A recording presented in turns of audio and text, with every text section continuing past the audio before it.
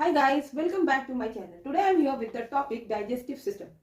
तो digestive system को आज हम पूरे डिटेल में यहाँ देखेंगे और ये टॉपिक लिया गया है क्लास 9 के सिलेबस से।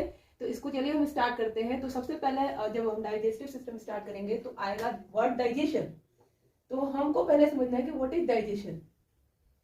तो डाइजेशन समझने के लिए मान लीजिए ये कोई प्रोसेस है जो हमारी बॉडी में हो रहा है। तो डाइजेशन समझने के लिए सबसे पहले हम समझेंगे न्यूट्रिशन, और वो न्यूट्रिशन कहाँ से आता है तो फूड से। यानी फूड जरूरी होता है हमारी बॉडी के लिए, और फूड में बहुत सारे चीज होते हैं। जैसे कि हमने लिया फूड, तो फूड जो है इसमें होगा कार्बोहाइड्रेट्स,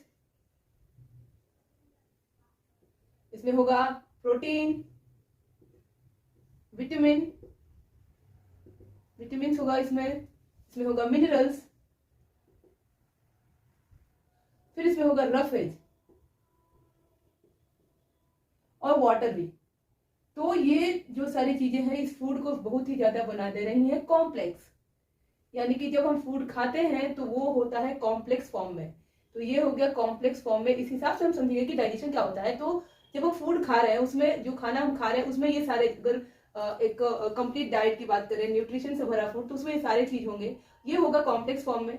अब जब हम खाते हैं वो उसी तरह से हमारी बॉडी में यूज नहीं होता है। उसको फिर क्या होगा कि उस पर बहुत सारे एक्शन काम करेंगे, और ये जो कॉम्प्लेक्स फॉर्म है ये हो जाएगा सिंपलर फॉर्म। और ये होगा with the help of so many enzymes और बहुत सारे जो डाइजेस्टिव जूसेस हैं।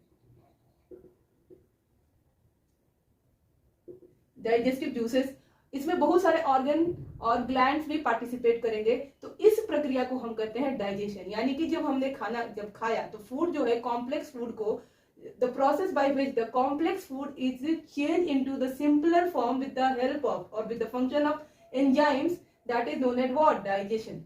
और जितने भी ग्लैंड एंड ऑर्गन्स इसमें सब काम करेंगे वो सब मिला के क्या बनेगा हमारा डाइजेस्टिव सिस्टम।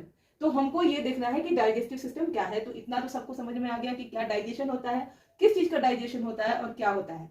अब हमें देखना है कि इसमें क्या क्या, कौन कौन से ग्लैंड्स पार्टिसिपेट करते हैं और पूरा कौन कौन सा ऑर्गन इसमें इंक्लूडेड होता है। तो वो हम अब देख लेते हैं। तो हमने देख लिया कि डाइजेशन क्या होता है, और इसमें जो भी ऑर्गन या ग्लैंड सपोर्ट करते हैं उनको मिला के हम बोलते हैं, जो सिस्टम पूरा सिस्टम काम करता है उसको हम बोलते हैं डाइजेस्टिव सिस्टम। और ये एक एलिमेंट्री कैनल के द्वारा होता है। तो एलिमेंट्री कैनल क्या हो गया, तो ये शुरू होता है हमारे मुंह से, यानी कि माउथ से। तो ये माउथ से शुरू होके एनस पे एंड करता है। तो माउथ टू एनस जो भी पाथवे है, माउथ टू एनस, उसको हम कहेंगे एलिमेंट्री कैनल। और इसी में जो है डाइजेशन का प्रोसेस पूरा होता है। और इसमें बहुत सारे पार्ट्स हैं और ऑर्गन्स और ग्लैंड्स हैं जिनको हम देख लेते हैं कि कैसे होगा। तो जब हम कुछ भी खाते हैं तो जो डाइजेशन की प्रक्रिया है वो हमारे मुंह में ही शुरू हो जाती है, हमारे माउथ में ही शुरू हो जाती है। और सबसे पहले हमको ये तब देखना होगा कि तो माउथ में शुरू होती कैसे है। तो सबसे पहले हम जो है खाना खाते हैं और चबाते हैं। तो चबाने की प्रक्रिया, तो इसको हम बोलते हैं मैकेनिकल डाइजेशन। मैकेनिकल डाइजेशन, जो हम फूड को चबाते हैं तो वो होता है मैकेनिकल डाइजेशन। तो हम इसे ये समझ सकते हैं कि ये जो है डाइजेस्टिव सिस्टम और डाइजेशन, प्रोसेस ऑफ डाइजेशन, ये मैकेनिकल प्रोसेस भी है और बायोकेमिकल प्रोसेस भी है। क्या है ये बायोकेमिकल प्रोसेस। ये बायोकेमिकल क्यों है, क्योंकि बहुत सारे एंजाइम जो है इस पे एक्ट करते हैं, इसलिए ये बायो, और ये शरीर के अंदर होता है तो इसलिए ये बायोकेमिकल है। और मैकेनिकल क्योंकि हम यहाँ पे कुछ मैकेनिकल फंक्शंस पे, जैसे चबाना, तो ये मैकेनिकल हुआ। तो इसको हम मैकेनिकल और बायोकेमिकल फंक्शन के द्वारा जो प्रोसेस है ये डाइजेशन होता है। तो अब हम देखेंगे कि मुंह में जो सबसे पहले आता है वो क्या है, हमारे दांत। तो हमारे मुंह में जो दांत है वो 4 तरह के दांत है, 4 सेट्स ऑफ टीथ है हम लोगों के मुंह में। सबके मुंह में ये होगा। और जो एडल्ट होते हैं, एडल्ट में ये पाए जाते हैं 32 होते हैं सबके मुंह में जो दांत। जो एडल्ट हो चुके हैं 20 साल के बाद, उनमें कितने होंगे, 32 दांत होंगे। और इसका जो कुछ फॉर्मूला भी होता है तो उसको हम डिस्कस करेंगे कि कौन कौन से होते हैं। तो सबसे पहले हम ये देख लेते हैं कौन कौन से सेट्स होते हैं। तो होता है इंसीजर्स, जो सामने के दांत है और ये काटने का काम करता है, इसीलिए सीजर्स से इसको डिनोट इंसीजर्स। दूसरा है कैनाइन। कैनाइन क्या करता है, ये फाड़ने का काम करता है, ये टीयर करने का काम करता है, तो इसको कहते हैं कैनाइन। इसके बाद है प्रीमोलर्स। प्रीमोलर्स में ये आप देख सकते हैं कैसा स्ट्रक्चर बना होता है जिसको हम कस्प बोलते हैं। इसको हम अभी डिटेल में पढ़ेंगे। ये कस्प है जिसके ऊपर जो फूड है वो रखा जाता है और तब हम चबा पाते हैं। तो ये ग्राइंडर, मिक्सर ग्राइंडर का जो काम है वही प्री मोलर और मोलर का काम है। तो इसको हम अब एक एक करके देख लेंगे कि कैसे कैसे और कितने होते हैं इंसीजर, कितने होते हैं कैनाइन, कितने होते हैं प्रीमोलर, मोलर। उसके साथ ही हमारे मुंह में जो होता है टंग होता है, टंग होता है, और यहाँ पे कुछ ग्लैंड्स होते हैं जिसको हम सेलेवरी ग्लैंड कहते हैं, सेलेवरी ग्लैंड्स। और ये सेलेवरी ग्लैंड क्या करते हैं, तो ये एंजाइम रिलीज करते हैं जिसको हम सेलेवरी एमिलेज और टाइलिन कहते हैं। तो ये हमारे मुंह में 3 पेयर में होता है, 3 तरह के सेलेवरी ग्लैंड्स होते हैं जो कि पेयर में होते हैं। तो जैसे कि हम यहाँ पे देख सकते हैं, एक है यहाँ पे पैरोटिड ग्लैंड, दूसरा है हमारा यहाँ पे सब मैंडिबुलर ग्लैंड, और तीसरा है सब लिंगुअल ग्लैंड। और ये तीनों जो है ये पेयर में है, यानी कि जब हम काउंट करेंगे तो ये नंबर में 6 होंगे और पेयर में 3 होंगे। इनका भी हम देख लेंगे कि इनका कहाँ पे पोजीशन होता है और इनका क्या फंक्शन होता है, फंक्शन है डाइजेस्टिव सिस्टम में, उसको भी हम अब डिस्कस करेंगे। तो सबसे पहले हम देख लेते हैं तीत। हम देख लेते हैं कि अब डाइजेस्टिव सिस्टम में तीत का क्या रोल है। तो दांतों का बहुत ज्यादा रोल है डाइजेस्टिव सिस्टम में। ये तो एक सबसे बड़ा रोल ये है कि जो बड़े फूड के टुकड़े होते हैं उनको छोटा छोटा बनाता है। यानी कि मान लीजिए कि ये टुकड़ा है तो ये कम सरफेस एरिया ले रहा है, और इस पे जब एंजाइम काम करेगा, जैसे कि कोई चीज मिट्टी का एक बड़ा सा टुकड़ा हम लेते हैं तो वो कितना पानी सोखेगा, अगर उसको हम तोड़ देंगे तो वो ज्यादा पानी को एब्जॉर्ब करेगा। उसी तरह से ये जो बड़ा टुकड़ा है इस पे जब एंजाइम एक्ट करता है तो उतना प्रॉपर्ली एक्ट नहीं कर सकता है, पर ये जब छोटे छोटे टुकड़ों में बट जाएगा तो ये ज्यादा सरफेस एरिया लेगा और इस पे जो एंजाइम है वो अच्छे से इनएक्ट कर पाएगा। तो तीत का बहुत बड़ा रोल है। सबसे पहला तो यही है कि ये खाने को चबाता है और छोटे छोटे सिंपलर टुकड़ों में उसको छोटे छोटे टुकड़ों में कर देता है ताकि उस पे एंजाइम जो है अच्छे से काम कर सके। दूसरा है कि ये हमारे बोलने चालने में भी हेल्पफुल है, अगर दांत ना हो तो हम अच्छे से नहीं बोल पाएंगे। और तीसरा ये हमारे फेस के स्ट्रक्चर को भी अच्छा बनाता है। तो अब हम देख लेते हैं कि हमारे दांत में जो टीथ होते हैं, दांत होते हैं, हमारे मुंह में जो दांत होते हैं वो कौन से दांत कितने होते हैं। तो पहले ही मैंने बताया 4 सेट्स होते हैं, 4 sets, incisor, canine, premolar and molar. और इनका जो फॉर्मूला होता है वो होता है 2 1 2 3। यानी कि इंसीजर जो है ये सामने के 4 दांत हैं जिनको हम इंसीजर कहते हैं। तो ये मान लीजिए 4 दांत जो हुए ऊपर के जॉ या नीचे के जॉ में 4 दांत हो गए इंसीजर्स। इनका क्या काम, ये देख सकते हैं कि नीचे से जो ये बहुत ही ज्यादा शार्प होते हैं, और जैसे कि छेनी जो पत्थर तोड़ने का काम होता है, सीजर उस तरह के होते हैं। तो इनका यूज जो है वो काटने के काम में आता है। हमको कोई चीज काटना हो तो हम क्या करेंगे, हम अपने इंसीजर्स का यूज करेंगे। और ये नंबर में 4 होते हैं एक जॉ में, ऊपर नीचे यानी दोनों तरफ हम जब मिला देंगे तो ये 8 हो जाएंगे। उसके बाद है कैनाइन। इनके ठीक बगल में जो है ये कैनाइन होते हैं, और ये एक जॉ में मतलब ऊपर या नीचे 2 होते हैं, एक एक होते हैं ये नंबर में इन ईच जॉ।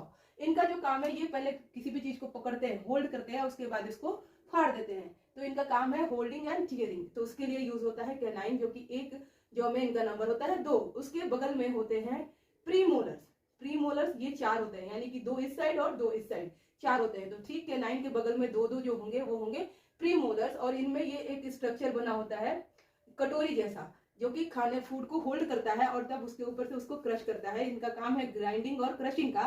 प्रीमोलर्स तो ये होते हैं नंबर में 4 दोनों साइड, कैनाइन के बगल में 2 एक साइड में और दो दूसरे साइड में। तो ये हो गए 4 इन 1 जॉ प्रीमोलर। उसके बाद होते हैं मोलर। इनको हम विजडम टीथ भी कहते हैं क्योंकि ये 17 से 20 साल के बीच में आते हैं, और ये होते हैं नंबर में 6 इन 1 जॉ। यानी कि प्रीमोलर के बाद 3 जो होते हैं वो हो जाएंगे मोलर दोनों साइड में। तो कुल मिला के एक जॉ में हो जाएंगे 16 दांत टोटल। तो अगर हम दोनों तरफ मिलाएं तो हो जाएंगे 16 + 16 = 32। तो इन एडल्ट, किसी भी एडल्ट में जो दांतों की संख्या होगी वो 32 होगी, और बच्चों में जो होती है 20 होती है। उसको भी हम देखेंगे। तो ये 4 सेट्स ऑफ टीथ है, और ये 2 बार में आते हैं। यानी कि जब बच्चा पैदा होता है उसके जन्म के 6 महीने से लेके 2 2.5 साल तक उसमें जो दांत आते हैं उसको हम बोलते हैं मिल्क टीथ। जो कि मिल्क टीथ आने के बाद वो बच्चे का जब कुछ बड़ा होता है 7-8 साल के बाद वो मिल्क टीथ फिर टूटने लगते हैं, वो जगह बनाते हैं दांतों के लिए, और फिर से नए टीथ आते हैं जिसको हम बोलते हैं परमानेंट टीथ। तो जो एडल्ट में होते हैं वो परमानेंट टीथ होते हैं, और बच्चों में जो आके टूट जाते हैं उनको हम बोलते हैं मिल्क टीथ। तो वो होते हैं नंबर में 20 होते हैं। बच्चों में जो दांतों की संख्या होगी वो होगी 20। तो हमने ये तो समझ लिया कि कितने सेट्स ऑफ टीथ होते हैं और कौन से दांत का कितने नंबर में होते हैं और इनका क्या फंक्शन है। अब हम देखेंगे स्ट्रक्चर, टीथ का स्ट्रक्चर क्या होता है, और उसके बाद हम चलेंगे अपने मेन टॉपिक डाइजेस्टिव सिस्टम की तरफ। तो ह्यूमन बीइंग में जो टीथ होता है उसको हम हेट्रोडोंट भी कहते हैं। क्यों ऐसा कहते हैं? क्योंकि हमारे मुंह में जो है डिफरेंट सेट्स ऑफ टीथ होते हैं। तो हेट्रो का मीनिंग होता है डिफरेंट एंड डॉन का टीथ, तो हेट्रोडोंट कहते हैं। बच्चों में जो मिल्क टीथ आता है उसको तो मिल्क टीथ भी कहते हैं, डेसिडुअस टीथ भी कहते हैं, और उसको टेम्पररी टीथ भी कहते हैं क्योंकि वो टूट जाता है और फिर से नया टीथ आने लगता है। तो इसलिए, और वो परमानेंट टीथ का जो है जगह भी बनाता है, तो उसको इसलिए हम टेम्पररी या डेसिडियस टूथ कहते हैं। बच्चों में जो मिल्क टीथ होता है ये 20 होते हैं, ये मैंने बताया आपको। जैसे कि इसका जो फॉर्मूला हुआ वो हुआ 2102, यानी कि एक जॉ में जो होते हैं 10 होंगे, और टोटल में तो ऊपर नीचे मिला के जो होंगे वो 20 हो जाएंगे। तो ये हो गया फॉर्मूला, जिसमें कि बच्चों में जो होता है, छोटे बच्चों में जो दूध आता है उसमें प्री मोलर्स नहीं होते हैं, और मोलर्स जो होते हैं वो 2-2 निकल आते हैं। उसके बाद जो एडोलेसेंस होते हैं, जो 17 से 20 साल की उम्र होती है, उसमें जो होता है 2122, यानी कि इंसीजर 22 तो ठीक है और कैनाइन भी ठीक है, मोलर्स भी आ जाते हैं, पर प्री मोलर्स जो है वो क्या होते हैं एक एक बाद में, इसीलिए इसको विजडम टीथ कहते हैं, क्योंकि ये मैक्सिमम 20 के बाद ही आता है या 17 से 20 के बीच में ही आता है। तो ये जब हम देखेंगे तो मोस्टली लोगों में 2-2 ही रहता है। तो ये हो गया एडोलेसेंस का फॉर्मूला, और ये हो गया छोटे बच्चों का जो मिल्क टीथ होता है उसका फॉर्मूला।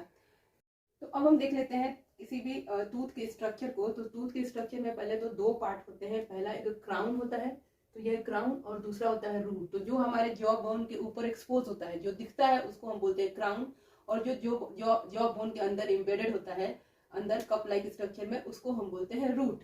तो हम एक एक करके इसको देख लेते हैं। और ये जो है हमारा क्राउन और रूट, दोनों के बीच में एक होता है नेक, जहाँ पे ये जुड़ता है, हमारे जॉ से जुड़ता है, वहां पे उस पार्ट को हम बोलते हैं नेक। इसमें हम देखते हैं तो जो क्राउन है, ये पूरा एरिया जो है क्राउन है जो दिखता है, ये बना होता है इनामल का, और ये जो इनामल है ये hardest substance of the body है। तो हमारे बॉडी में जो सबसे ज्यादा हार्ड है, उसको हम ये नहीं कह सकते कि बोन है, ये है इनामल। इनामल जो कि हमारे दांत के ऊपरी जो बाहरी भाग है, जो व्हाइट व्हाइट दिखता है, उसको हम बोलते हैं इनामल, और ये hardest substance of the body, इसको आइवरी भी बोलते हैं। इसके बाद जो है वो है डेंटाइन, और ये भी बहुत हार्ड होता है, पर ये इनामल जितना हार्ड नहीं होता है। इसमें बहुत छोटे छोटे कैनल बने होते हैं, जिससे कि साइटोप्लाज्म होकर दौड़ता है। जो साइटोप्लाज्म है इसमें सर्कुलेट होता है। तो हमारे क्राउन में इनामल के बाद क्या आएगा, डेंटाइन। उसके बाद आता है सीमेंट। तो सीमेंट आप देख सकते हैं यहाँ पे सीमेंट, ये सीमेंट का ये भी हार्ड सब्सटेंस है, पर हार्डेस्ट नहीं कह सकते, हार्ड सब्सटेंस है, जो कि हमारे दांतों को ये जॉ बोन के साथ जोड़ता है, फिक्स करता है इसके अंदर, उसको हम बोलते हैं सीमेंट। और ये जो हमारा रूट है उसके पोजीशन को फिक्स करके रखता है। जैसे कि सीमेंट का जो काम होता है, उसी तरह से इस सीमेंट का भी काम है, जो कि हमारे बोन लाइक स्ट्रक्चर को कवर करता है और इसको फिक्स करता है। जो रूट है उसको उसके सही पोजीशन पे फिक्स करता है। उसके बाद है पल्प। तो यहाँ पे हम देख सकते हैं, इस भाग को हम पल्प कहते हैं, जो कि एक सॉफ्ट कनेक्टिव टिश्यू इसमें ये बना होता है, सॉफ्ट कनेक्टिव टिश्यू का, और इसमें सारे ब्लड वेसल्स होते हैं, जिससे कि हमारे दांतों में ब्लड का सर्कुलेशन होता है। तो यही स्ट्रक्चर होता है टूथ का ह्यूमन बीइंग में, या कोई भी टूथ का जो स्ट्रक्चर है, मेन स्ट्रक्चर यही है। तो हमने पूरे टूथ को कवर कर लिया। अब हमको कवर करना है सैलिवरी ग्लैंड्स, जो कि हमारे मुंह में ही होता है, उस चीज को अब हम देखेंगे।